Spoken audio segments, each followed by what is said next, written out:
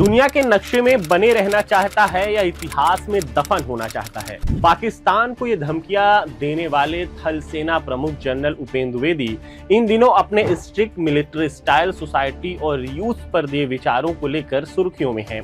Army chief Bhopal में आहिस्ता जिंदगी नाम से एक खास कैफे खोलना चाहते हैं।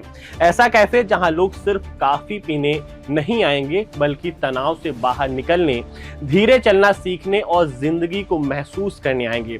दरअसल दिल्ली के मानेकशॉ सेंटर में शनिवार यानी 16 मई को सेना संवाद कार्यक्रम आयोजित किया गया था, जहां army chief general Upendra Dwivedi युवाओं से बातचीत कर रहे थे। अपने मिलिट्री सर्विस के 40 साल के एक्सपीरियंस को शेयर करते हुए उन्होंने कहा कि जिंदगी अभी बहुत तेज रफ्तार हो चुकी है। लोग लगातार भाग रहे हैं लेकिन रुक कर सोचना भूल गए हैं। उन्होंने कहा कि आज लोग इंटरनेट पर अकेले जवाब खोजते रहते हैं, जिसकी वजह से कई बार तनाव, अकेलापन और बर्न आउट बढ़ता जा रहा है। सुनिए उन्होंने क्या कहा। I am also planning to open a cafe called as Ahista Zindagi. Why? Because today everybody is moving so fast that you're getting burnt out. You do not take time to stop, decide, make choices, and thereafter move on those selective choices only. So I am looking at that people will come there, relax, and free consultation, no fees charge, only coffee. That's all. And that is how the aim is that we'll have a good library, people can read, interact with each other, and when you be with the team, you'll always find solutions will come. But when you're in isolation and you are only under the sharan of Google Baba, you may not be able to get the realization what you're looking at.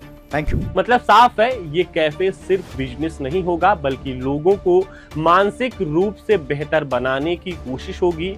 अब हमारी तरह आपके दिमाग में भी एक सवाल कौंध रहा होगा कि आखिर भोपाल ही क्यों?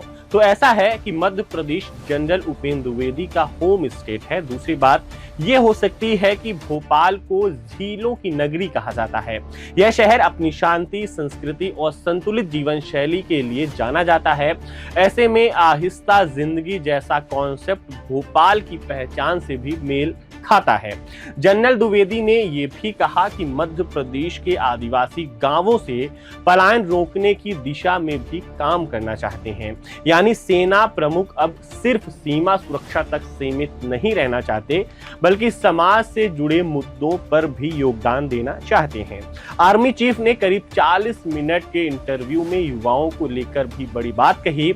जेन-जी के बारे में बात करते हुए उन्होंने कहा कि सबसे पहले तो मैं यह स्वीकार करता हूं, यह पीढ़ी हमारी पीढ़ी से कम 10 गुना बेहतर है। वे कहीं भी आसानी से ढल जाते हैं, वे सामाजिक रूप से जागरूक हैं, वैश्विक स्तर पर जुड़े हुए हैं और डिजिटल रूप से कुशल हैं। साथ ही आर्मी चीफ ने युवाओं को एक नसीहत भी दी। कहा कि स्वस्थ रहने, कड़ी मेहनत करने और नेतृत्व क्षमता विकसित करने के साथ ही सोशल मीडिया पर रील देखने के बजाय फिजिकल एक्टिव रहने को कहा। अब बात उस हिस्से की जिसने सबसे ज्यादा सुर्खियां बटोरी। जनरल उपेंद्र द्विवेदी ने भविष्य के युद्ध को लेकर भी बड़ा बयान दिया। उन्होंने कहा कि आने वाले समय में युद्ध सिर्फ जमीन, हवा और समुद्र तक सीमित नहीं रहेगा। अब साइबर वॉरफेयर, स्पेस वॉरफेयर और कॉग्निटिव वॉरफेयर यानी दिमाग और सूचना पर आधारित युद्ध बेहद महत्वपूर्ण होंगे।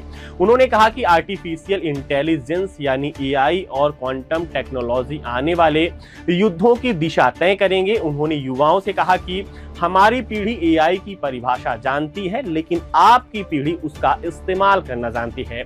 यानी आने वाले समय में टेक्नोलॉजी ही सबसे बड़ा हथियार बनने वाली है। इसी मंच से आर्मी चीफ ने पाकिस्तान को लेकर बेहद सख्त संदेश भी दिया।